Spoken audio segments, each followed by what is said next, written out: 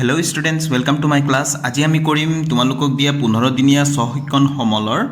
Question number 10 পৰা प्रश्न 10 পৰা ইয়াত কৈছে নিম্নোক্ত আকৃতিসমূহৰ ঘূৰ্ণন কেন্দ্ৰ সাপেক্ষে ঘূৰ্ণন সমমিতি ক্ৰম লিখা।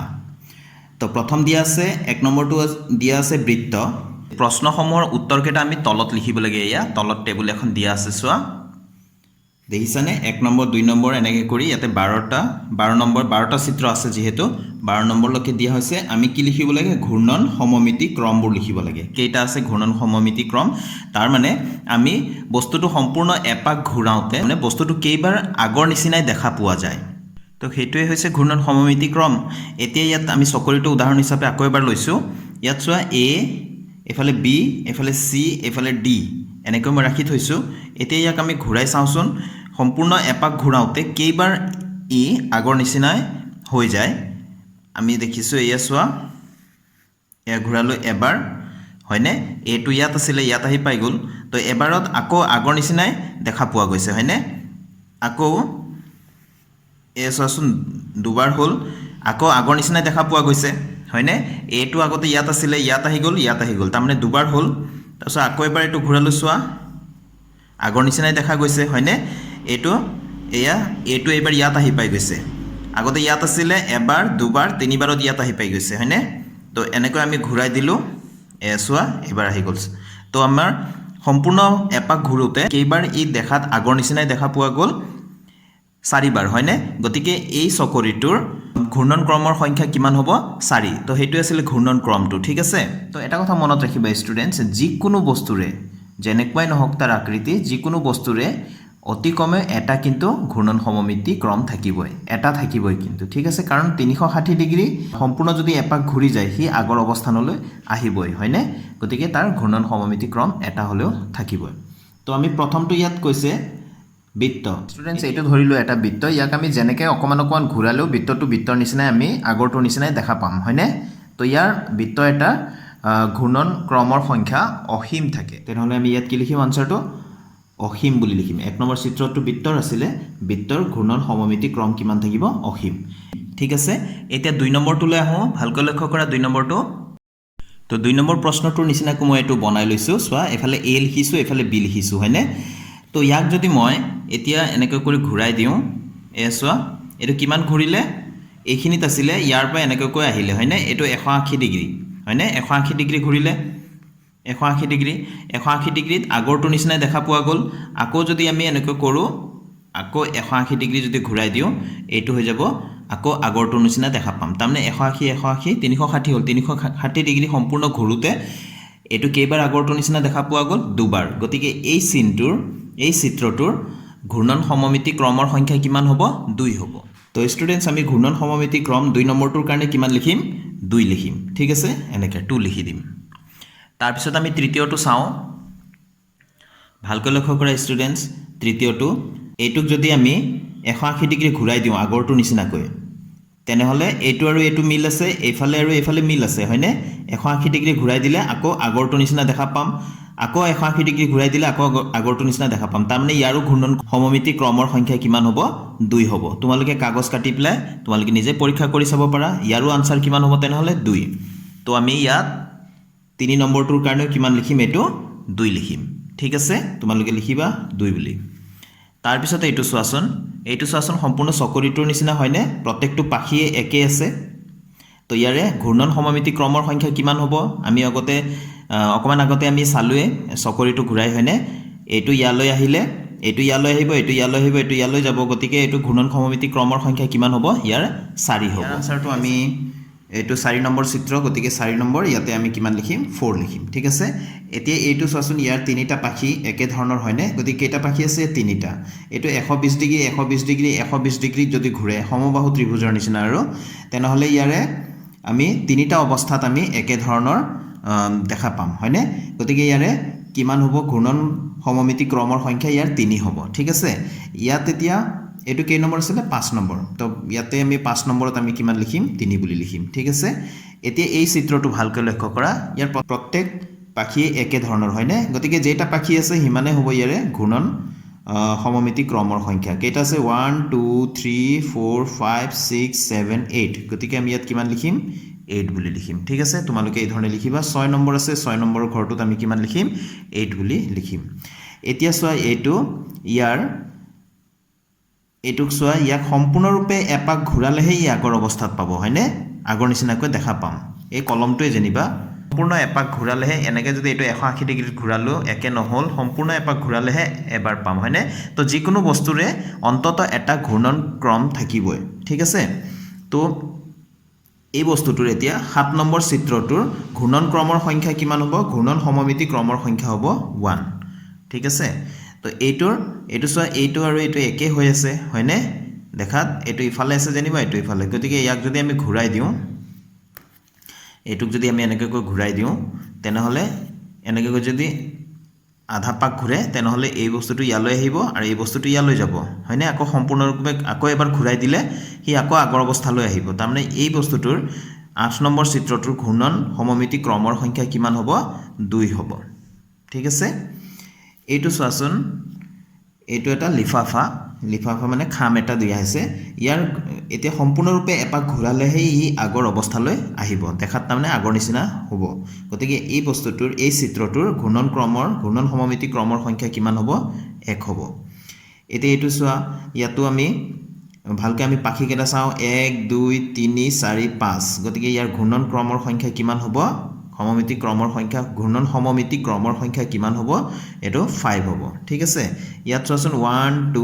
3 4 5 6 আছে গতিকে এই চিত্ৰটোৰ ঘূৰ্ণন সমমিতি ক্ৰমৰ সংখ্যা কিমান হ'ব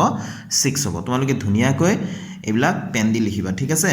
ৰেড পেন কিন্তু ইউজ নকৰিবা মই ইউজ কৰি আছো তো ইয়াৰ চোৱা আকৌ ইয়াৰ কেইটা আছে 1 2 3 4 5 6 তাৰমানে 360 ডিগ্ৰী ঘূৰাওতে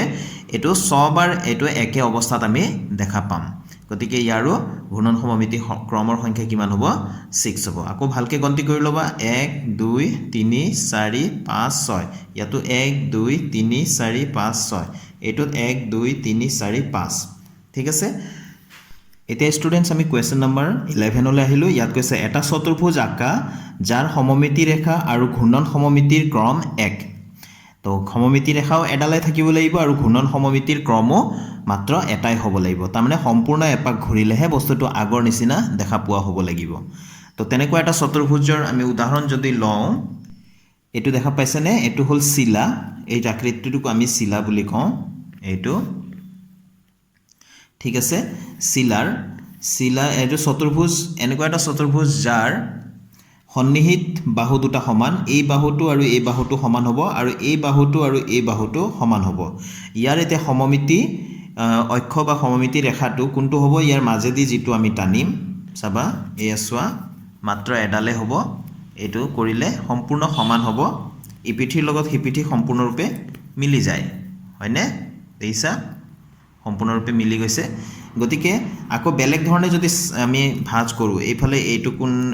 এই শীৰ্ষবিন্দু দুটা যদি আমি ভাঁজ কৰো তেনেহলে কিন্তু নিমিলিব হয়নে অন্য কোনো ধৰণে নিমিলে তো ইয়াৰ সমমিতি ৰেখাৰ সংখ্যা মাত্ৰ এটাই আকৌ ইয়াক যদি আমি ঘূৰাও ইয়াত কেন্দ্ৰবিন্দুত যদি এনেকৈ ৰাখি লৈ পেলাই এনেকৈ ঘূৰাও সম্পূৰ্ণ এপাক ঘূৰিলেহে ই আকৌ আগৰ অৱস্থালৈ আহিব তাৰমানে ইয়াৰ ঘূৰ্ণন ক্ৰমৰ সংখ্যাও 1 আৰু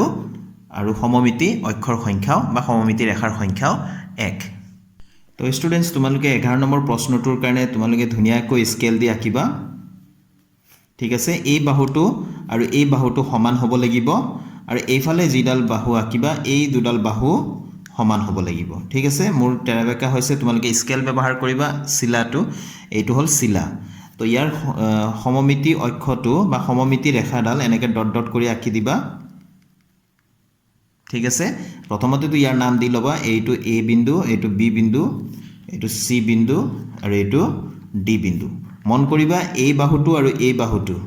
এই দুডাল বাহু সমান হ'ব লাগিব যদি 5 সেমি দিয়া এইটো 5 সেমি দিব লাগিব এইটো যদি 8 সেমি দিয়া এই ফালৰটো 8 সেমি দিয়া হ'ব লাগিব আৰু সমমিতি অক্ষডাল সমমিতি ৰেখাটো এনেকৈ আঁকি দিব লাগিব ডট ডট দি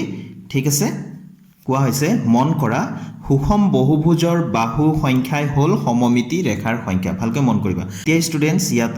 গতিকে ইয়াত কৈ দিছে যে সুষম বহুভুজৰ বাহু সংখ্যাই হল সমমিতি ৰেখাৰ সংখ্যা সুষম বহুভুজটোত কেইটা বাহু আছে সেইটোৱে হ'ব সমমিতি ৰেখাৰ সংখ্যা এতিয়া ইয়াত কৈছে সুষম বহুভুজ বৰ্গ দিয়া আছে সমবাহু ত্ৰিভুজ দিয়া আছে সুষম ষড়ভুজ দিয়া আছে ষড়ভুজ মানে যাৰ বাহু 6টা সুষম দশভুজ দিয়া আছে যাৰ বাহু 10টা সুষম পঞ্চভুজ দিয়া আছে যাৰ বাহু 5টা সুষম অষ্টভুজ দিয়া আছে যাৰ বাহু 8টা তো সমমিতি ৰেখাৰ সংখ্যা কি হ'ব তোমালোকে নিশ্চয় লিখিব পাৰিবা বৰ্গ মানে কেইটা বাহু বৰ্গ মানে এটা চতুৰ্ভুজ গতিকে 4টা বাহু গতিকে আনসাৰটো কি হ'ব ইয়াত 4 লিখিম ঠিক আছে সমবাহু ত্ৰিভুজ বাহুৰ সংখ্যা কিমান 3 গতিকে আনসাৰটো কিমান হ'ব 3 তোমালোকে ইয়াত লিখিবা ঠিক আছে সুষম ষড়ভুজ ষড় মানে 6 গতিকে বাহুৰ সংখ্যা কিমান হ'ব 6 ঠিক আছে সুষম দশভুজ দশ মানে 10 বা 10 গতিকে ইয়াত আনসাৰ কিমান হ'ব 10 ঠিক আছে এই ধৰণে মই লিখি অকমান দেখাই দিছো তোমালোকে নিজে লিখি লবা সুষম পঞ্চভুজ মানে পঞ্চ মানে 5 গতিকে ইয়াত আমি আনসাৰটো 5 লিখিম সুষম অষ্টভুজ ইয়াত সমমিতি ৰেখাৰ সংখ্যা কিমান হ'ব তেনেহলে অষ্ট মানে 8 গতিকে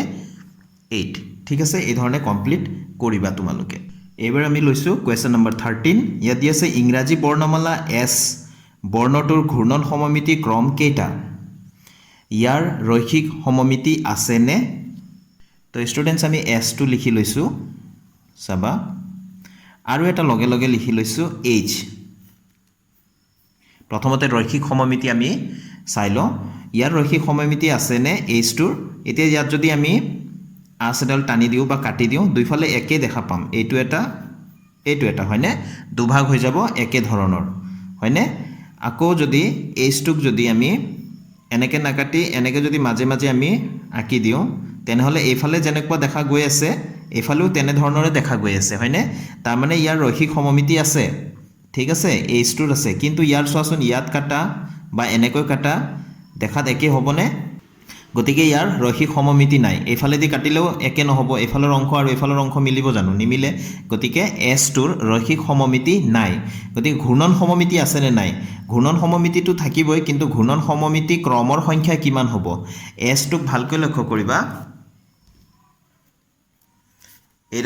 এইটো আমি এছ বুলি ধৰি লৈছো ঠিক আছে এছ টোক আমি যদি এনেকে ঘূৰাই দিও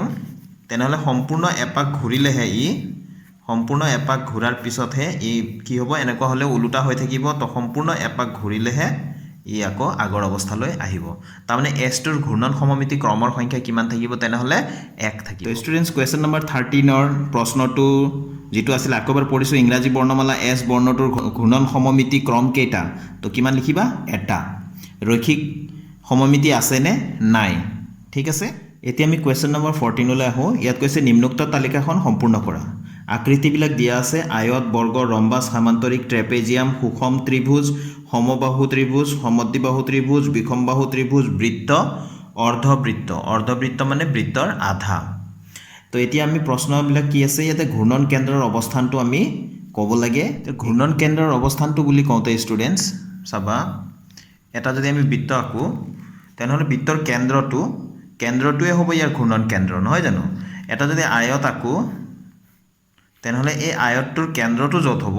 তাতে হ'ব ঘূৰ্ণন কেন্দ্ৰ হয়নে ইয়াতে আমি প্ৰেছ কৰি পেলাই আয়তটো ঘূৰাই থাকিব লাগিব হয়নে ঘড়ীৰ কাটাৰ দিশত হোক বা ঘড়ীৰ কাটাৰ বিপৰীত দিশত তো যেটো চিত্ৰ আছে বা যেটো আকৃতি আছে প্ৰত্যেকটোৰে কেন্দ্ৰটোৱে হ'ব ঘূৰ্ণন কেন্দ্ৰ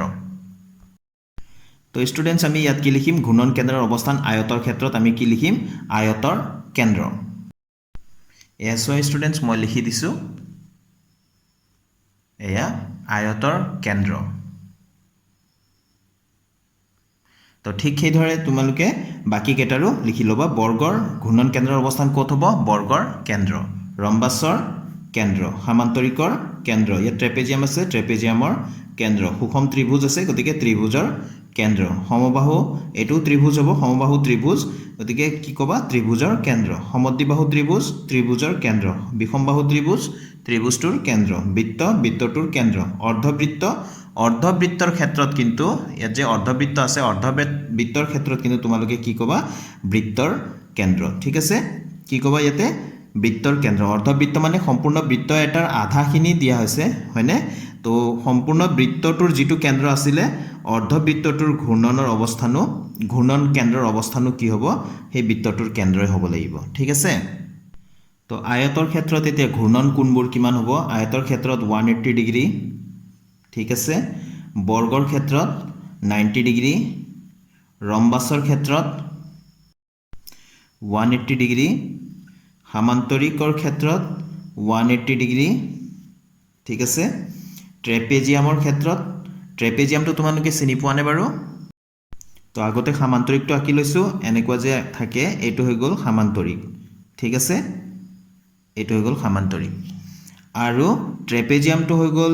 এটা চতুৰ্ভুজ যাৰ বিপৰীত বাহু এজোৰ সমান্তৰাল হ'ব লাগিব এইটো আৰু এইটো সমান্তৰাল আৰু এনেকুৱা ধৰণৰ আকৃতি থাকে এইটো হৈ গ'ল ট্ৰেপেজিয়াম ঠিক আছে তো ট্ৰেপেজিয়ামটোৰ ঘূৰ্ণন ক্ৰমৰ সংখ্যা কিমান হ'ব সম্পূৰ্ণ 360 ডিগ্ৰী ঘূৰালেহে এই আগৰ অৱস্থান পাবগৈ সম্পূৰ্ণ এপাক মাৰিব লাগিব হয়নে ইয়াক আমি সম্পূৰ্ণ এপাক মাৰিলেহে এই আগৰ অৱস্থান পাব ঘূৰালে তো ইয়াৰ ঘূৰ্ণন কোণৰ মান কিমান হ'ব 360 ডিগ্ৰী হ'ব আৰু ঘূৰ্ণন ক্ৰমৰ সংখ্যা কিমান হ'ব এটা হ'ব এইটো এটা সামান্তৰিক চাবা ষ্টুডেন্টস মই ইফালে দাগ দি ৰাখিছো আমি সম্পূৰ্ণ ঘূৰাওতে কেইবাৰনো আমি একে ধৰণৰ দেখা পাম এইটো একে ধৰণৰ হৈছে নে নাই হোৱা এনেকৈ কৰিলে এয়া চোৱাচোন একে ধৰণৰ দেখা পাইছো দাগটো তাত আছিলে ইয়াত আহি গ'ল তাৰমানে আধা পাক ঘূৰিলে আকৌ আধা পাক ঘূৰাই দিলো তাৰমানে সম্পূৰ্ণ এপাক ঘূৰাওতে আমি সামান্তৰিকটো দুবাৰ একে নিচিনা দেখা পালো হয়নে গতিকে ইয়াতে ঘূৰ্ণন ক্ৰমৰ সংখ্যা কিমান হ'ব 2 তো এতিয়া সামান্তৰিকৰ ঘূৰ্ণন কোণবোৰ কিমান হ'ব ঘূৰ্ণন কোণবোৰ 180 ডিগ্ৰী হ'লে তাৰমানে 180 ডিগ্ৰী মানে আধা পাক ঘূৰালে সামান্তৰিকটো আগৰ নিচিনা আকৌ পোৱা যাব আকৌ আধা পাক ঘূৰালে আগৰ নিচিনা হ'ব তাৰমানে ঘূৰ্ণন সমমিতি ক্ৰমৰ সংখ্যা ইয়াত 2 হ'ব এইটো পিছত লিখিম ট্ৰেপেজিয়ামৰ কিন্তু কিমান হ'ব সম্পূৰ্ণ ঘূৰালেহে আগৰ নিচিনা আমি দেখা পাম 360 ডিগ্ৰী সুষম ত্ৰিভুজ মানে সমবাহু ত্ৰিভুজ ইয়াৰ ঘূৰ্ণন কোণবোৰ কিমান হ'ব 120 ডিগ্ৰী তাৰমানে সুষম ত্ৰিভুজ মানে সমবাহু ত্ৰিভুজটো এটা সুষম ত্ৰিভুজ সমবাহু ত্ৰিভুজ এই দুটা একেই ঠিক আছে সুষম ত্ৰিভুজ বুলি কৈছে ইয়াত সুষম ত্ৰিভুজ আৰু ইয়াত সমবাহু ত্ৰিভুজ বুলি কৈছে এই দুটা একেই ইয়াৰে দুইটাৰে 120 তাৰমানে আমি সমবাহু ত্ৰিভুজৰ ক্ষেত্ৰত ঘূৰ্ণন সমমিতিৰ ক্ৰম আমি তিনিবাৰ পাওঁ আমি গতিকে 3 ৰে যদি 360 হৰণ কৰা যায় আমি কিমান পাওঁ 120 ডিগ্ৰী এতিয়া সমদ্বিবাহু ত্ৰিভুজ দি আছে সমদ্বিবাহু ত্ৰিভুজৰ ক্ষেত্ৰত কিন্তু আমি এবাৰে আমি পাওঁ তো ইয়াৰে ঘূৰ্ণন কোণবোৰ কিমান হ'ব ইয়াতে 360 ডিগ্ৰী ঠিক আছে এইটো হৈ গ'ল সমদ্বিবাহু ত্ৰিভুজ বিষমবাহু ত্ৰিভুজো আমি সম্পূৰ্ণ ঘূৰালেহে আগৰ নিচিনাকৈ পাম 360 ডিগ্ৰী ঠিক আছে বৃত্তৰ ক্ষেত্ৰত কিন্তু ঘূৰ্ণন কোণবোৰ কি হ'ব এইটো অসংখ্য থাকিব আমি ক'ব নোৱাৰো প্ৰত্যেকটো বিন্দুতে আমি কোণ পাম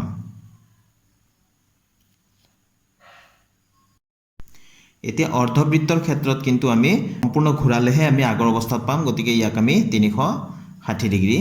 ল'ব লাগিব এইটো অৰ্ধবৃত্তটোক আমি সম্পূৰ্ণ এইটো আধা পাক ঘূৰালেও নহ'ল সম্পূৰ্ণ এপাক ঘূৰালেহে আমি কি পাম আগৰ অৱস্থা পাম এতিয়া ঘূৰ্ণন সমমিতিৰ ক্ৰম চাবা আয়তৰ ক্ষেত্ৰত 180 ডিগ্ৰী হৈছে তাৰমানে 360ক দুবাৰ ভাগ কৰা হৈছে গতিকে এইটো 2 হ'ব বৰ্গৰ ক্ষেত্ৰত 90 অৰ্থাৎ ইয়াতে 4 হ'ব ৰম্বাছৰ ক্ষেত্ৰত আমি 2 ল'ম সামান্তৰিক ইয়াতে 180 ডিগ্ৰী হৈছে অৰ্থাৎ আমি 2 ল'ম ট্ৰেপেজিয়াম 360 তাৰমানে সম্পূৰ্ণ এপাক ঘূৰিলেহে আমি আগৰ অৱস্থা পাম গতিকে এবাৰেই হ'ব ইয়াৰ এটাই হ'ব তাৰ পিছত আছে সুষম ত্ৰিভুজ অৰ্থাৎ সমবাহু ত্ৰিভুজ ইয়াৰ আমি 3বাৰ আমি পাম সম্পূৰ্ণ এপাক ঘূৰাওতে 3বাৰ একে অৱস্থাত পাম এইটো সমবাহু দিছে অৰ্থাৎ এইটো আৰু এইটো একেই হ'ব লাগে আসলতে আমি দুবাৰ দিছে যেতিয়া দুবাৰই লিখি দিছো সমদ্বিবাহু ত্ৰিভুজ সম্পূৰ্ণ 360 ডিগ্ৰী ঘূৰালেহে আমি পাম গতিকে ইয়াতে এবাৰেই হ'ব বিষমবাহু ত্ৰিভুজৰ ক্ষেত্ৰতো ঘূৰ্ণন সমমিতিৰ ক্ৰম এটাই হ'ব ঠিক আছে তাৰ পিছত বৃত্তৰ ক্ষেত্ৰত কিন্তু অসংখ্য হ'ব এইটো ঠিক আছে অলপ কটাকটি হৈ গ'ল তোমালোকে অসংখ্য লিখিবা এই বানানটো ইয়াতো লিখিবা অৰ্ধবৃত্ত 360 সম্পূৰ্ণ গতিকে ইয়াৰো এটাই হ'ব